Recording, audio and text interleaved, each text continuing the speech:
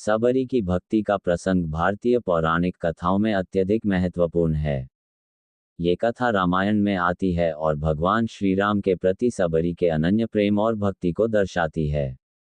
सबरी एक भीलनी आदिवासी महिला थी, जो बहुत ही सरल और सच्चे हृदय की महिला थी।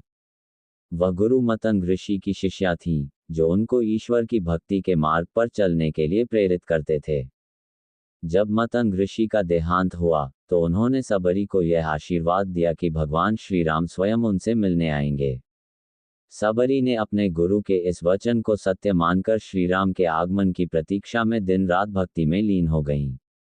वह रोज अपने झोंपड़े के पास रास्ते को साफ करती और सुंदर फूलों से सजाती ताकि भगवान श्री राम उनके आश्रम में पधार सकें। बहुत समय के इंतजार के बाद एक दिन भगवान श्री राम अपने भाई लक्ष्मण के साथ वहां पहुंचे।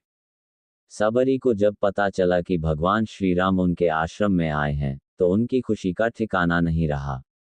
उन्होंने बड़े प्रेम और श्रद्धा से भगवान का स्वागत किया। सबरी ने श्री राम को अपने द्वारा चुने हुए बेर अर्पित किए। उन्होंने पहले बेर को खुद चखा और फिर उन्हें श्री राम को दिया ताकि वे खट्टे या खराब न हों। उनका ये कार्य दिखाता है कि उनके मन में भगवान के प्रति कैसी गहरी भक्ति थी। श्री राम ने बिना किसी झिझक के प्रेमपूर्वक वे जूठे बेर स्वीकार किए। सबरी की भक्ति का ये प्रसंग बताता है कि भगवान के लिए न तो किसी व्यक्ति का जन्म, जाति या बाहरी गुण महत्वपूर्ण होते हैं। वे केवल सच्ची भक्ति को देखते हैं।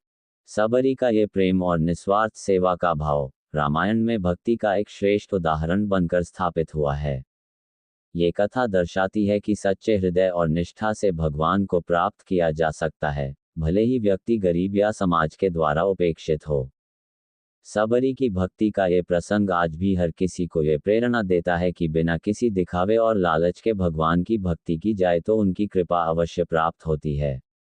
यदि आप भी श्री राम जी के भक्त हैं तो चैनल को सब्सक्राइब, वीडियो को लाइक और शेयर करें।